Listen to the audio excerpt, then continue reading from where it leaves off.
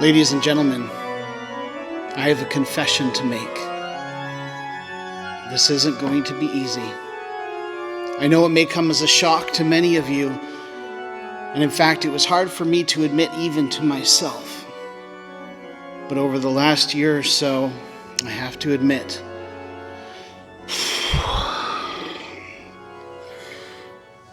I am a Seikoholic.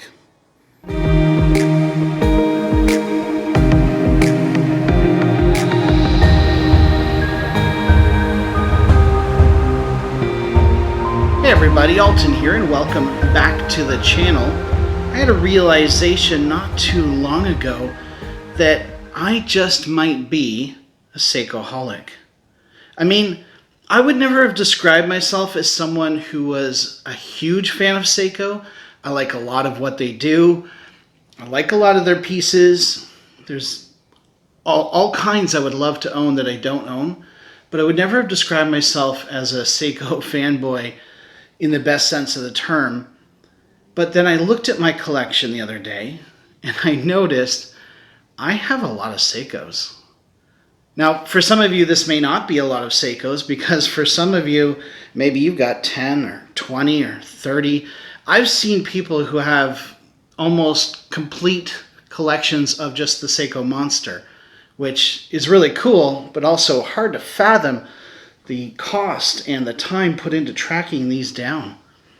But anyway, let me just tell you about my Seiko journey, and maybe we can sort of figure out how all of this went down, that I came to own so many Seikos.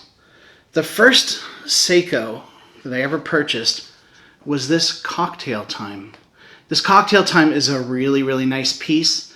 I picked it up at Macy's down in the States. I'm Canadian, so I was down there. Picked up this Cocktail Time, and it is just a beautiful piece. I wish that I had gotten the blue version. They didn't have it on hand. I was kind of quick to jump on this. I probably should have waited a little bit. It was a good deal, and I picked it up. It came on a steel bracelet, which I never really loved. So pretty quickly, I had this taken off the steel bracelet and put onto leather. And it's been on leather ever since, although it is getting pretty darn hot here in Ontario, and I think it might make a switch back to the steel bracelet. This is a great piece. 40 millimeters is a good size for my chunky 8-inch wrist. It's got lots of polish. It looks great when you're wearing some business casual. And of course, the main feature are those blue hands and the way they play with the light paired with that crisp silver white dial. It really is beautiful. Now, something you often don't hear about is the boxed crystal on this watch, and it just plays with the light in neat ways. So this is on a Watch Gecko padded strap, which I really quite like. I have a few of these. I'm a big fan of Watch Gecko. If you see my Instagram feed, you'll see all kinds of Watch Gecko straps. So there you go. That was my foray into Seiko. Now, the next thing that I had to grab, and I'd heard so much about it, and can I be honest with you and say that initially I wasn't even a fan of this watch, but I just had to get it because I wanted to see what all the fuss was about, was this iconic Seiko Diver. The Seiko SKX007. I know you're all pretty familiar with this. Right now, it just happens to be on this leather pilot strap. I kind of dig it, actually. It's kind of cool. It'll be going back on its bracelet very soon. This watch looks great on all kinds of straps. At 42 point whatever mils, it wears really well, if not a bit chunky. I will say, I love the retro design on this watch. I don't like the movement. The movement is almost garbage. If it's not fully wound, then it's losing like 20 plus seconds a day, which is insane. But anyways, sorry to all you SKX fanboys out there. I'm not a huge fan of this case either.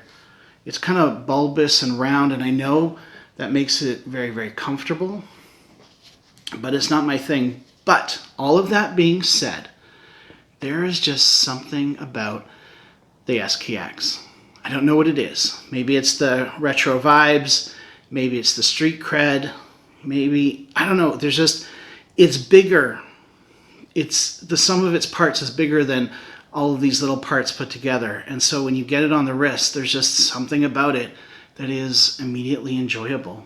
So that was the second watch. I got this at Long Island Watch, got a good deal right before, well, maybe 6 months or 8 months before they announced that they were no longer making them.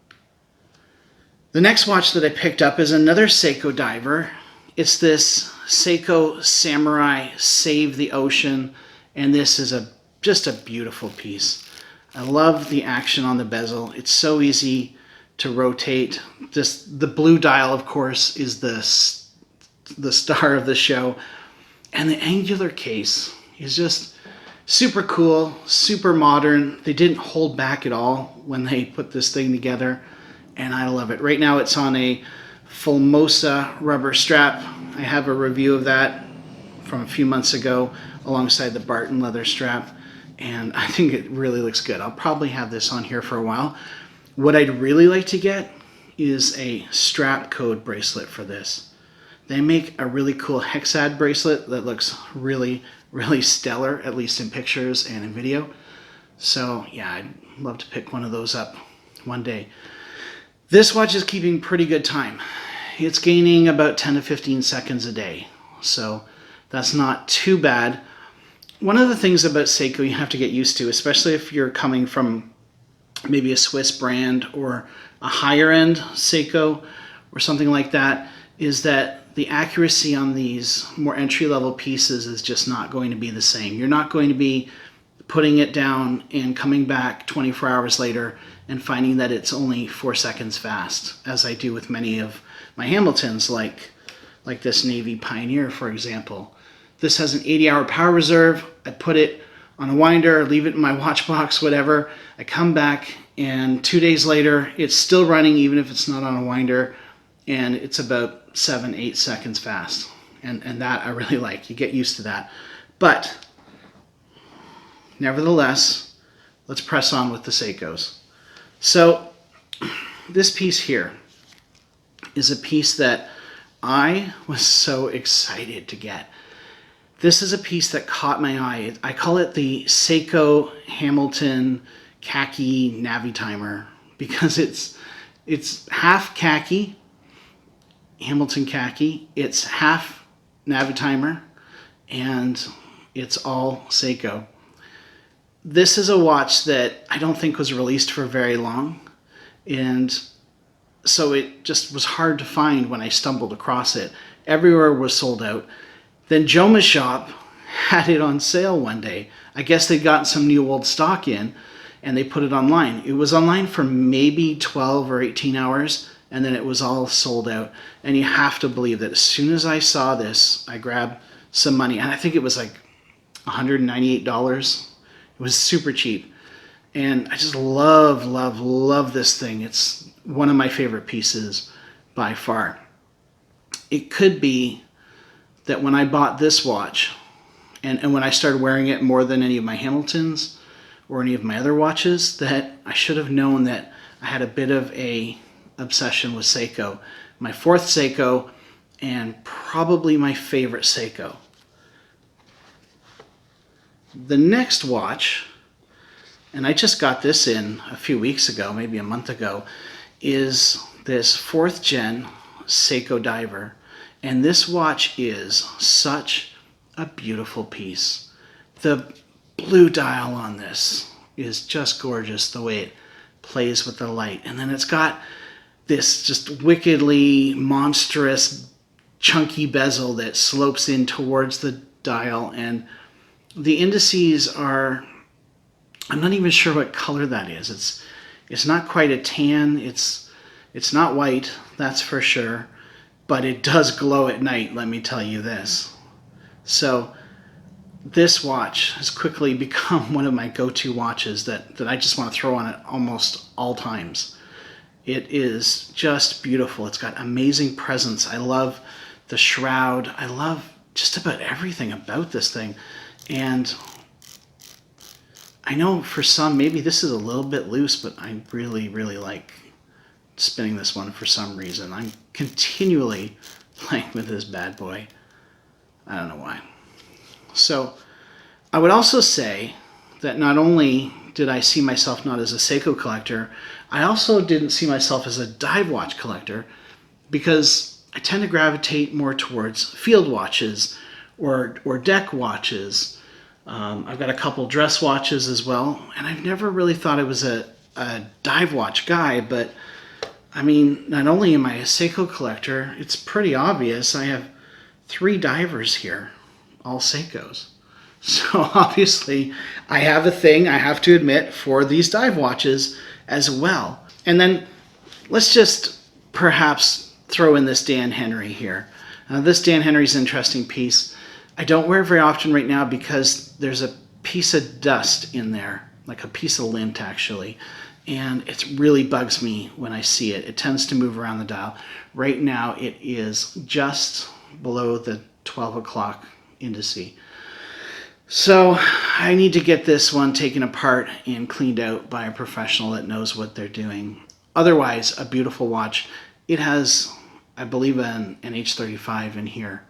So it has a Seiko movement. So this gets honorable mention. I have a Spinnaker too with a Seiko movement. So at the end of the day, between watches and watches with Seiko movements in them, I have all kinds. And this is why I have to say, very reluctantly, that I must be a Seikoholic. Now, you have to ask the question, why? Why would somebody favor these kinds of watches, this brand in particular, over other brands? There's more affordable brands out there by far. I mean, Timex makes all kinds of affordable watches that are quite good, most of them quartz, but at this level you can also find some automatics. Orient is another fantastic company. As Seiko is increasing in price, Orient is remaining steady, but putting out better watches. Their new Seiko Diver has a sapphire crystal, for example, while a lot of these watches still have hard legs. I want to get the new Manta Ray version of the Seiko Samurai. It has a beautiful looking dial with manta ray silhouettes, but it also has sapphire crystal and ceramic bezel, if the rumors are true. So yeah, I really want to pick one of those up as well, which just, confirms that I am a Seikoholic. So one of the factors on these is price. Obviously, price is a huge factor. I mean, you can pick up this beautiful, well-made dress watch for, $300, probably less. Same goes for these SKXs. They're everywhere because they used to be around $200. They're significantly more. The Monsters used to be quite affordable. This one now was $650 Canadian, give or take. So they're going up in price, although you can find discounts. But you're getting a whole lot of watch for what you pay. Now you can find micro brands with perhaps better specs. Maybe they have sapphire, maybe they have a better movement for around the same price as some of these, but there's just a character in each of these Seiko watches. They know what they are, they know what they want to be, and they're unashamed about it.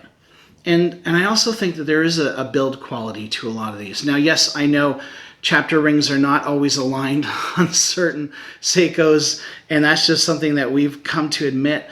But when you look at the beautiful dial of the Samurai or of this Monster, or just the clean, clear printing on this Khaki Navi timer, it seems to be a cut above many other brands. Now, I'm not saying the Seiko is the best entry level, and I'm not saying that there aren't better micro brands out there. And sometimes I think even a brand like Orient does a better job than Seiko. But with the availability, with the value, with the character, and with the brand heritage, there's just a whole lot to like here in Seiko. And so I'm going to have to try to curb my Seiko diet here. I'm going to have to try to lay off them. Although, as I said, I'm already planning another Samurai. But at the same time, I know when I buy a Seiko, I'm getting a proven brand with just a wonderful design, aesthetic, easy to service down the road, and something that honestly just makes me happy. So there you go. I don't know what else I can say Except my name is Alton, and I am a Seikoholic. Well, I hope you enjoyed this little video. I know I enjoyed making it. If you did enjoy it, please hit that bell icon, like, subscribe, all that stuff, or don't if you don't want to. I'm not your dad.